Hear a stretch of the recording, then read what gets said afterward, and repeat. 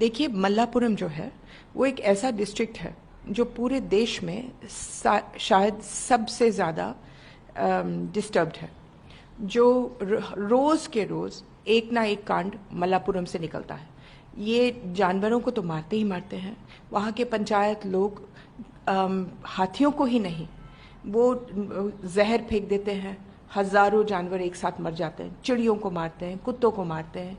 वहाँ रोज़ के रोज़ मारा पीटी होती है। इतने सारे औरतों को मार चुके हैं।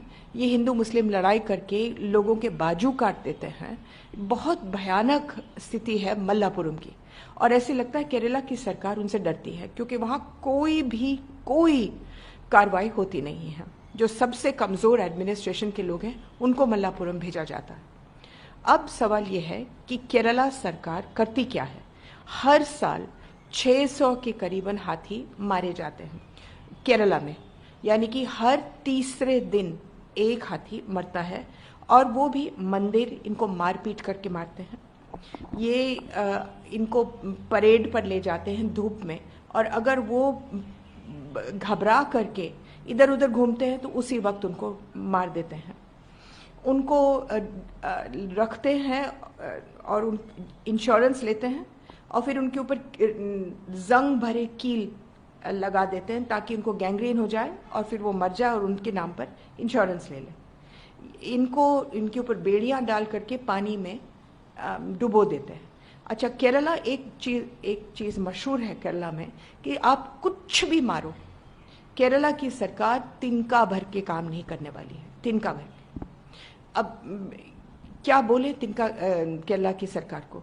जो यूजलेस फॉरेस्ट सेक्रेटरी है आशा टॉमस, जो यूजलेस सुरेंद्रन है चीफ वाइल्ड लाइफ वार्डन, जो यूजलेस मंत्री है राजू, इनसे क्या बोल बोल करके हम लोग पागल हो गए। ये पहला तो नहीं हुआ है। 3 दिन पहले, 5 दिन पहले एक और हाथी मरते जा रहे हैं।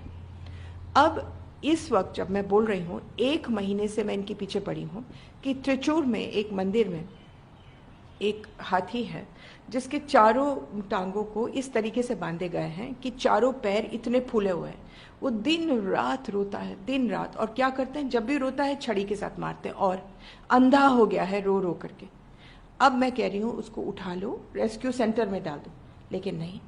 वो जब भी जाते हैं तो कहते हैं हमारे पास फुर्सत नहीं, कल आएंगे, परसों आएंगे। 1 महीना गुजर गया। वो अगर 1 हफ्ते में नहीं मरा तो मैं अपना नाम बदल दूंगी। और फिर वो कहेंगे कोई फर्क नहीं पड़ता। मैम, आपको लगता है कि जो फॉरेस्ट ऑफिसर्स हैं उनके खिलाफ एक्शन होना चाहिए, और जो मंत्री हैं उनको भी जो है। मैं कह रही हूँ सर, ये जो सारे फॉरेस्ट ऑफिसर्स हैं जिनके नाम मैंने निकाले, उन सबको निकाल दिया जाए।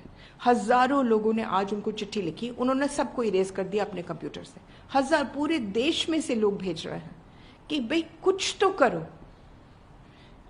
नहीं, उन्होंने कुछ करना नहीं, क्योंकि उनका तो क्या बोलते हैं, रोज का काम है। रोज हाथी मरता है और रोज क्राइम से मरता है।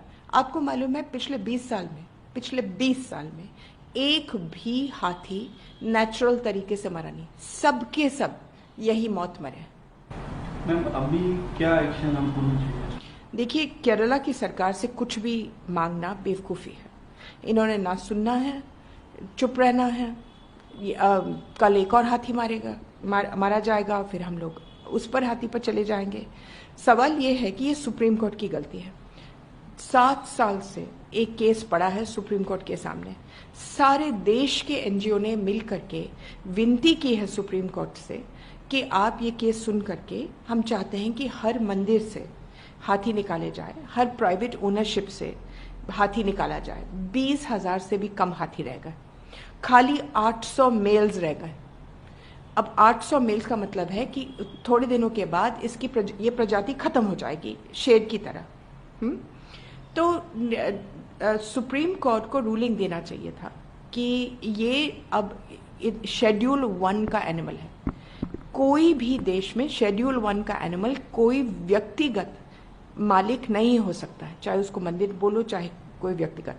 पूरे देश में भीख मांग रहे हैं।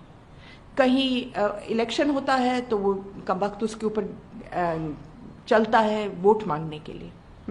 अभी लॉकडाउन पीरियड में समस्तीपुर में किसी ने अपने आप को प्रधानमंत्री जी की शक्ल बना करके हाथी पर घूम रहा था, कहने के लिए कि कोविड, और ढिंडोरा पिटवा रहा था।